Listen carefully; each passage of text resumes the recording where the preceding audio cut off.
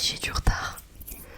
Donc comme vous avez pu le constater, je suis habillée de la même manière parce que là j'essaie de filmer plusieurs vidéos parce que je sens que les semaines prochaines seront un peu plus denses en révision. Donc voilà, je préfère faire des vidéos en avance pour essayer quand même de proposer du contenu. Parce que comme vous l'avez peut-être remarqué, j'essaie de faire une vidéo par semaine. C'est assez ambitieux, oui. Mais voilà, j'essaie. Personnellement, j'aime bien le fait que mes ASMR artistes proposent du contenu minimum une fois par semaine. Je sais que ça me fait plaisir et j'attends la vidéo. Donc je me dis, bon, je vais essayer de faire pareil. Donc aujourd'hui, on se retrouve pour une vidéo assez spéciale. Je vais essayer de mettre ça en place une fois par mois. Je ne vous promets rien, encore une fois. C'est le résumé de ce concept, comme vous avez pu le voir dans le titre, c'est de vous parler de mes découvertes culturelles du mois. Je trouve ça assez intéressant parce que découverte culturelle c'est quelque chose d'assez large. Comme vous allez le constater dans la vidéo, je vais parler de films, de théâtre, de parcs d'attractions et sûrement d'autres choses en lien avec le patrimoine, la culture.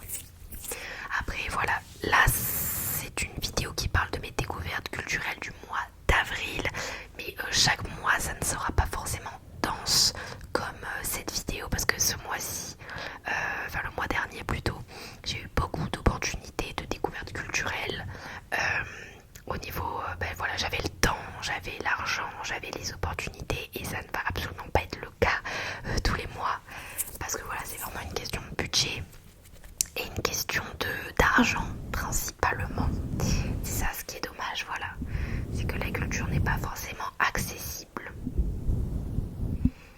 Après, je vous conseille de vous renseigner, il y a quand même des tarifs étudiants. Mais bon, c'est vrai que même avec les tarifs étudiants, des fois, c'est quand même un peu trop cher. Donc, pour commencer, je vais vous parler d'une pièce de théâtre que j'ai regardée, que j'ai vue plus tôt dans ma ville, qui s'appelle... Je sais pas si vous allez voir, qui s'appelle Olivier Masson doit-il mourir? Donc si j'ai une photo, je vous la mettrai là, peut-être différentes photos. Donc c'est une pièce de théâtre qui parle de l'euthanasie. Donc c'est un sujet qui fait débat, c'est un sujet qui n'est pas facile pour de nombreuses personnes. Mais du coup, quand j'ai vu les différentes programmations de théâtre et que j'ai vu qu'il y avait une pièce de théâtre qui parlait de l'euthanasie, j'ai été curieuse vis-à-vis de la mise en scène. Je me suis demandé comment ils vont mettre en scène ça, comment ils vont en parler principalement. Est-ce qu'il y aura de la nuance? Est-ce que ça sera catégorique? J'étais très curieuse, du coup j'ai pris ma place. Donc pour vous faire un petit résumé et en vous lisant principalement le petit, comment on appelle ça, je sais plus, le papier qui fait le résumé de la pièce, je vais vous le lire. Donc ça a été un texte écrit par François I1, je ne sais plus, désolée si je prononce mal. Bon, je vais pas vous dire toutes les personnes qui ont participé, mais il y en a vraiment beaucoup. Donc ça a été mis en scène par l'Harmonie communale et cette pièce va parler et d'une mise en scène, d'une interrogation sur l'éthique et le vivant. Donc je vais vous faire un résumé de la pièce pour essayer de vous mettre ça dans le contexte et ensuite je vous dirai bien sûr mon avis vis-à-vis de cette pièce. Alors, alité dans un CHU, Olivier Masson vit depuis 6 ans dans un état végétatif. Lorsque l'équipe médicale décide d'entamer une procédure permettant de cesser de le maintenir artificiellement en vie, une guerre éclate au sein de sa famille. Son épouse soutient cette démarche alors que sa mère y est farouchement opposée. Jusqu'au jour où un aide-soignant tranche, mettant fin au jour d'Olivier à l'aide d'une injection létale. C'est le procès de cet aide-soignant qui s'ouvre devant nous. Se déploie alors un drame intime au cœur des machines juridiques, médiatiques et médicales. Toute la pièce se déroule depuis le procès, mais de nombreux retours en arrière nous donnent accès à des situations diverses. L'écriture de cette pièce ayant été précédée d'un long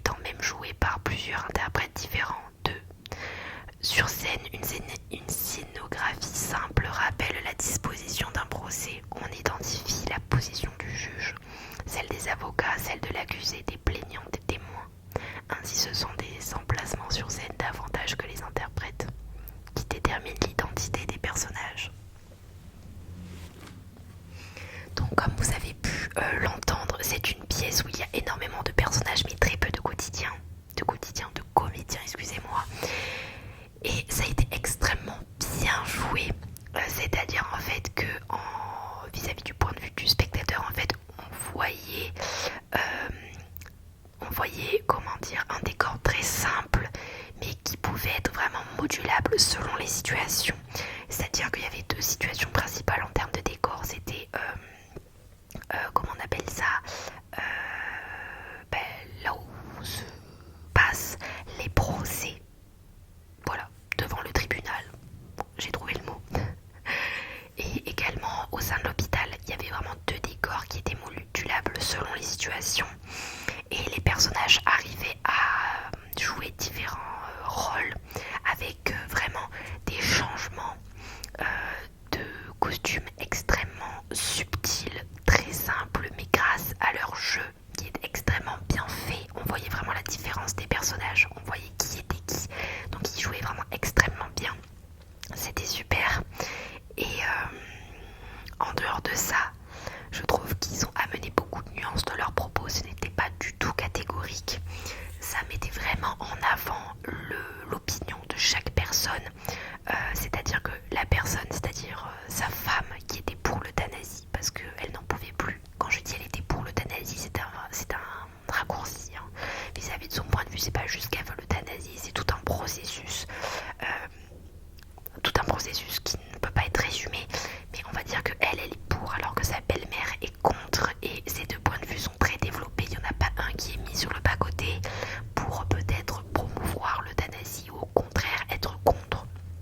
On a chacun notre avis, je ne suis pas là pour parler de ça, ni pour vous imposer un point de vue, mais ce qui était bien, c'est que voilà, il y avait deux points de vue qui étaient très bien documentés, très bien argumentés, donc ça laisse une possibilité au spectateur d'approfondir, de compléter un avis qui était peut-être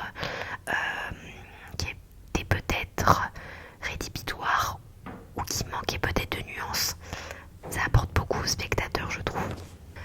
Donc voilà, c'était extrêmement bien et ça a été extrêmement bien également pour moi dans mon cas, je baisse la luminosité, dans mon cas individuel, parce que c'est une question qui peut être très intéressante et que je pourrais peut-être vivre dans ma vie professionnelle et scolaire, c'est-à-dire la mort, l'euthanasie, le rapport de la famille avec le patient, du rapport de la famille avec les professionnels médicaux. Et voilà, le fait que je sois en filière médicale, c'est une pièce voilà, qui permet de me poser des questions vis-à-vis du rapport que je veux avoir avec la famille de mes patients, mon rapport à l'euthanasie, à la mort, à plein de choses comme ça. C'est très très intéressant et c'est dommage d'ailleurs que la fac ne nous pousse pas à aller voir par exemple ce genre de pièces de théâtre qui parlent directement de choses qu'on pourra peut-être vivre. Donc voilà, j'ai beaucoup aimé. C'était très long, très dense, mais c'était vraiment très bien fait, c'était très prenant émotionnellement. À la fin, j'ai limite eu la petite larme pour vous dire à quel point c'était vraiment très très bien, très très prenant. Et à la fin, on s'attache vraiment au personnage, à l'aide-soignant. En fait, ce qui nous touche, c'est toute cette histoire. En fait, c'est très humain, je pourrais pas vous expliquer mieux. Donc voilà, j'ai beaucoup aimé cette pièce de théâtre qui s'appelle Olivier Masson doit-il mourir. Donc je vous laisse voir peut-être là où vous habitez, peut-être qu'ils passeront. Je n'en suis absolument pas sûre. Mais voilà, j'ai l'impression qu'il y a peu de gens qui vont voir des pièces de théâtre parce que c'est un budget. En effet, ça coûte très cher, ça coûte peut-être plus cher qu'une place de cinéma, c'est quasiment sûr. Mais voilà, si vous avez l'opportunité financière et si vous avez le temps, parce que des fois il y a quand même des tarifs étudiants intéressants, je vous conseille vraiment de vous intéresser au théâtre et aux pièces de théâtre qui peuvent vraiment transmettre des émotions, qui peuvent transmettre des questionnements, qui peuvent transmettre des valeurs, des émotions que vous ne ressentez pas forcément directement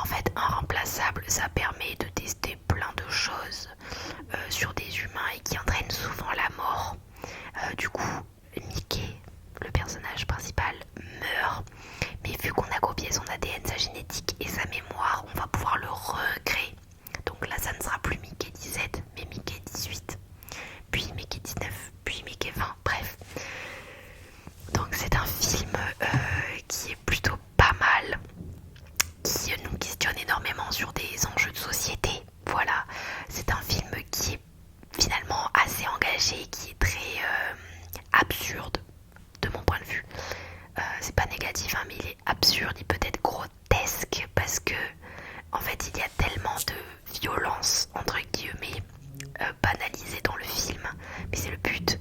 Il y a tellement de violence que ça nous pousse à trouver ça absurde en fait. Il y a beaucoup de violence et c'est un film qui met en avant une société raciste, une société qui n'a pas forcément d'éthique, une société qui va mal avec des problèmes de santé, des problèmes environnementaux. Enfin, c'est assez chaotique, franchement. Limite, ça peut être déprimant.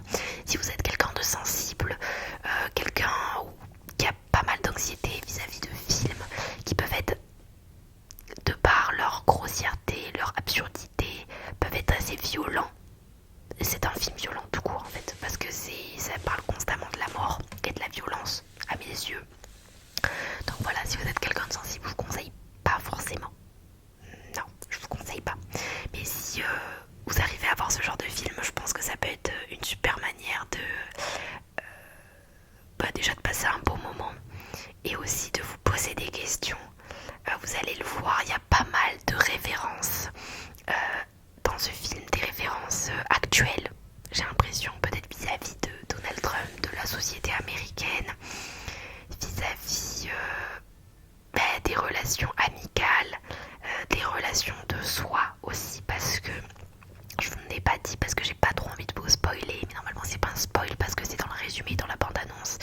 Mais en fait, à un moment, Mickey ne va pas mourir et en fait, on a quand même dupliqué Mickey, un autre Mickey. Donc en fait, il y aura deux Mickey et on va voir à travers le film que les deux Mickey ont beau être pareils en termes de génétique, en termes de mémoire, ils sont totalement différents.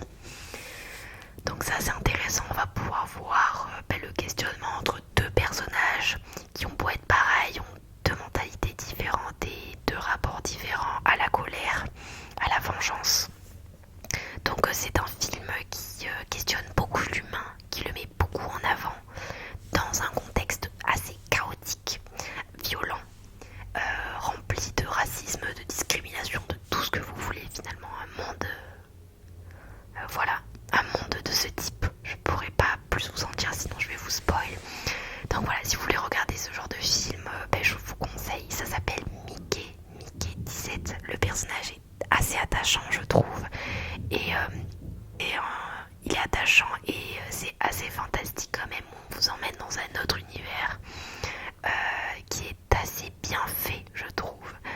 Donc voilà, je vois pas ce que... Oh, mon fantaga coulier, vous avez dû l'entendre. Je vois pas ce que je pourrais vous dire d'autre. Le temps que je réfléchisse, je vous fais du Mac brushing. Je sais toujours pas comment on le dit.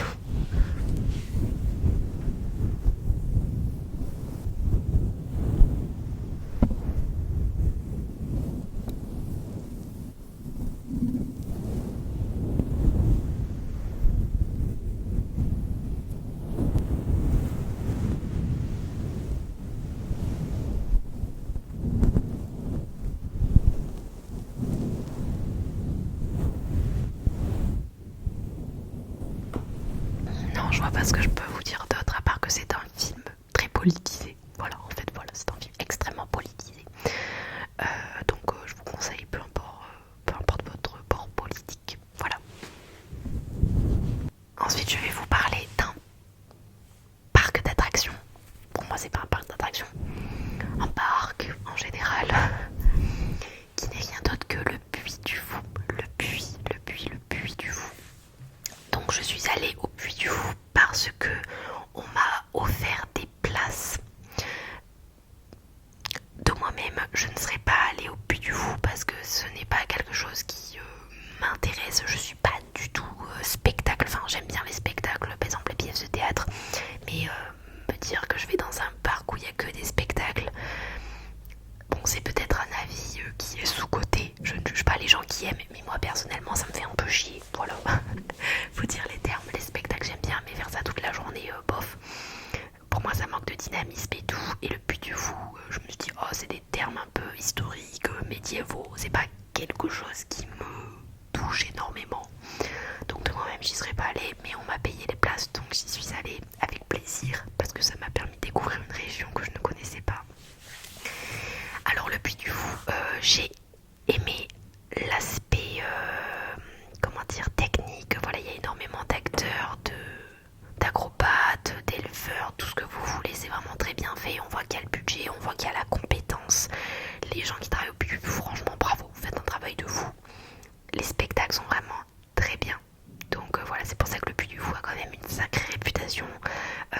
mondial, je crois, pas que national. Donc c'est vraiment très qualitatif. J'ai beaucoup aimé, les gens sont vraiment compétents, j'ai rien à redire.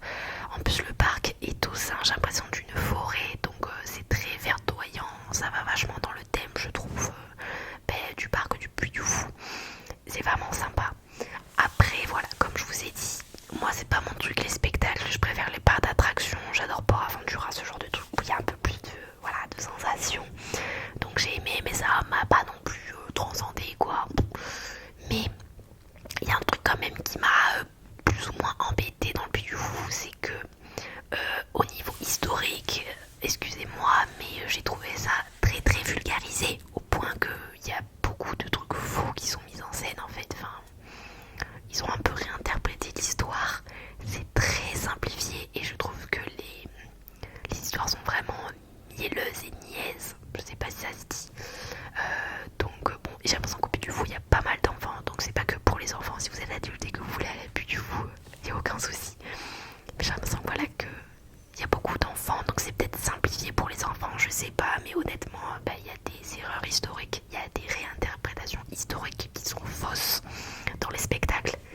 Et je trouve ça assez bizarre, surtout que c'est un parc qui est très connu, qui a une notoriété, mais qui du coup fait peut-être passer des messages historiques ou qui éduque certaines personnes vis-à-vis de certains sujets historiques, mais qui les éduque entre guillemets, ou qui les influence sur des faits qui sont faux ou qui sont réinterprétés. Et je pense qu'il y a des gens qui n'ont pas forcément les connaissances historiques. Moi la première, il y a des sujets là-bas, je m'y connaissais absolument pas, et du coup j'écoute le spectacle, j'écoute ce qu'ils disent, je regarde ce qu'ils font et je me dis bon c'est peut-être la vérité, vous voyez ce que je veux dire, alors que voilà, il y a d'autres sujets, je m'y connaissais, il y a quand même beaucoup de contresens, beaucoup de réinterprétations, beaucoup de trucs faux. Donc ça m'a pas plu du tout. Il y a l'aspect technique, il y a de la compétence, c'est un bon parc, mais voilà, je trouve qu'il y a une trop grosse différence avec la réalité historique. Surtout qu'il y a des faits objectivement qui sont assez bien sourcés en termes d'histoire historique, et pourtant ils disent des trucs qui sont faux. Donc voilà, je trouve ça assez bizarre. C'est du divertissement, mais qui est tourné dans une certaine manière. Voilà, c'est pas du tout, je n'y vois pas trop d'objectivité, sauf dans certains spectacles, hein, bien sûr. Enfin bref, si vous y allez, je vous laisserai vous faire votre propre avis, ce n'est que le mien, je ne juge pas les gens qui aiment le Puy du Fou. Mais voilà, ça a juste été un constat personnel, peut-être subjectif du Puy du Fou. J'ai aimé, j'ai passé une très bonne journée, mais voilà, il y avait des trucs quand même qui m'ont pas plu à 100%. Du coup voilà, je reviens, il y a eu un énorme cut parce que mon téléphone s'est éteint, j'avais plus de batterie et la vidéo s'est quand même enregistrée, je suis refaite. Bref, du coup voilà, mon point de vue par rapport au Puy du Fou. Ensuite, j'ai pas fait énormément d'autres choses, mais comme je vous ai dit avant, j'ai pas commencé, j'ai regardé la saison 2 des Carnets de l'apothicaire parce que j'avais déjà vu la saison 1. Et que dire de plus, franchement c'est super bien, c'est vraiment génial. Le personnage principal qui est Mao, ouais, est un personnage ultra attachant et qui change vraiment du stéréotype du personnage principal dans les shoujo shonen, on va dire, c'est un mélange des deux, je dirais plutôt que c'est un shoujo. Elle est pas du tout cliché, elle est très attachante, elle n'est pas cucu et on voit qu'elle a vraiment qu'elle a sa vie quoi, qu'elle est je dirais pas indépendante, mais elle change vraiment du personnage principal féminin mielleux, cucu. Elle, on voit que elle a vraiment ses kiffs, elle s'en fout quoi, elle est pas là pour pécho, enfin je sais pas comment dire, elle est très attachante, très indépendante d'esprit, très mature et très finalement normale en fait. Je trouve qu'elle ressemble à une fille comme une autre, et le fait qu'un personnage comme ça soit dans un manga shoujo, ça rend quelque chose d'assez décalé. Au niveau de la romance, du coup, elle est